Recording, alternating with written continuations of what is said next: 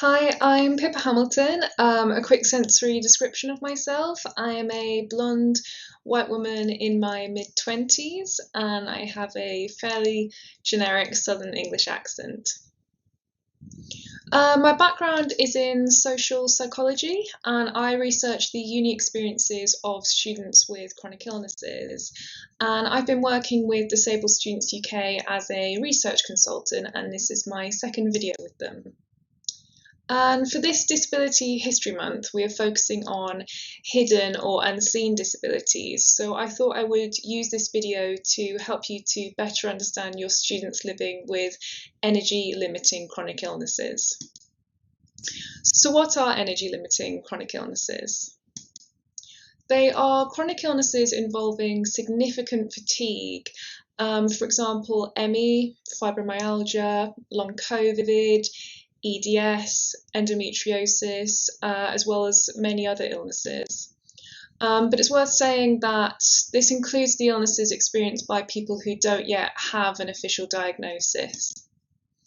Symptoms will vary depending on the individual and their illness, but some common symptoms are pain, cognitive impairment, also known as brain fog, sensory overload, malaise, and fatigue. But when I say fatigue, this is not quite the same as the everyday tiredness experienced by a healthy person. To quote the Chronic Illness Inclusion Project, the fatigue in chronic illness is qualitatively and biologically different from universal fatigue or tiredness. So in order to describe the nature of this fatigue as a disability, they use the term energy impairment. So what is an energy impairment? Well, one way to think of energy impairment is to imagine having a faulty phone battery that will never fully charge to 100%, takes much longer to recharge at all, and then will lose charge rapidly even when performing simple tasks. There are a few things that are important to bear in mind about energy impairments. Firstly is this idea of payback. When people with energy impairments go beyond the level of physical or mental activity that their body can cope with, they can experience what's known as payback, where their chronic illness symptoms flare up. Which brings me on to pacing and energy rationing. Many students with energy impairments may have to manage their symptoms by pacing themselves and rationing their energy. They may in some cases have to prioritise certain activities over others.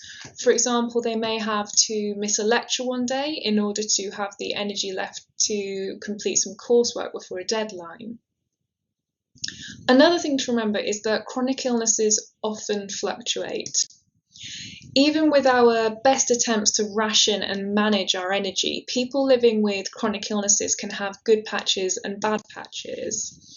Now, some people may have predictable patterns of feeling better or worse during, for example, specific times of the day, but some bad patches can be unpredictable and we can have unexpected bad health days, weeks, or even months.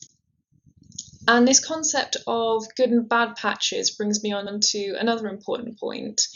Energy impairments can often go unperceived. While some people may use mobility aids, people with energy impairments don't necessarily outwardly appear to be ill or to have a disability. It's often referred to as an invisible or hidden disability. But this concept of invisibility is a bit of a tricky one because to a degree, visibility can be in the eye of the beholder. For example, someone who was not familiar with energy impairments might not recognise that a person getting their words muddled was actually struggling due to cognitive fatigue. So their energy impairment wasn't necessarily invisible, but it wasn't perceived. But returning to this concept of good and bad patches, it can also be because in the time that you're seeing a student during a lecture or a seminar, they may have budgeted their energy for this time. And so this is therefore their good patch. Whereas it's the bad patches that often go unseen. They might be when a student is recovering at home, or they're the days that they didn't feel well enough to attend the lecture. And perhaps due to a lack of understanding about chronic illnesses, many students have spoken to me about experiences in their life when they've been treated with skepticism. And as a result, some students can be quite anxious about disclosing their disability at university, and it can be therefore quite difficult when students are required to first disclose their condition in order to get the accommodations that they need. And that leads me on to a few recommendations for how universities can be more inclusive for students with energy limiting chronic illnesses. Number one, take a proactive approach to accessibility. I've talked about the importance of a proactive approach in my previous video with Disabled Students UK, so you can watch that video if you'd like to learn more. But in short, this means to pre-design courses to be as accessible as possible from the beginning, so that students with disabilities don't have to arrange as many adjustments. This can reduce the admin burden on students, by which I mean having to make calls, email around, and attend appointments in order to get the accommodations that they need. This can be particularly taxing for students with energy impairments when this really eats into the energy that they need for their academic work. And an example of something you can arrange proactively is my second recommendation: make all course content available remotely.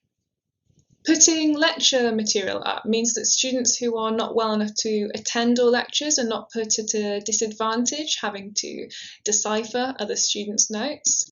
And number three, arrange flexible and spaced out deadlines.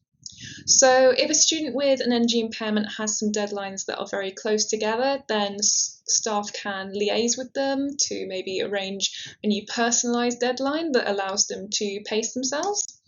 It's also very important for students with chronic illnesses to be able to quickly arrange extensions without lengthy and tiring admin requirements.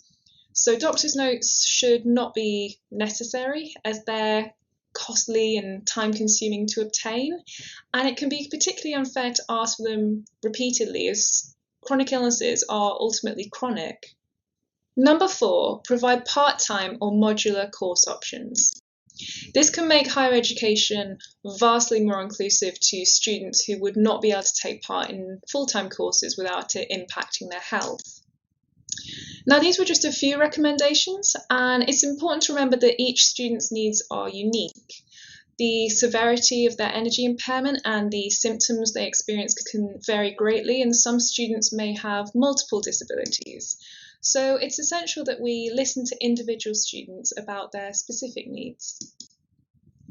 Finally, I want to say that making it through university with an energy limiting chronic illness can be unbelievably difficult at times, but I think that really demonstrates just how dedicated so many students are. Having understanding university staff and accessible courses can at the very least make university manageable, and at the very best it can really allow students to thrive. And if you would like to learn more, then you can read my research paper by searching Hamilton, Hume and Harrison 2021. You can visit the Chronic Illness Inclusion Project website, and you can of course go to the Disabled Students UK website for more general information about accessibility in higher education. Thank you for listening.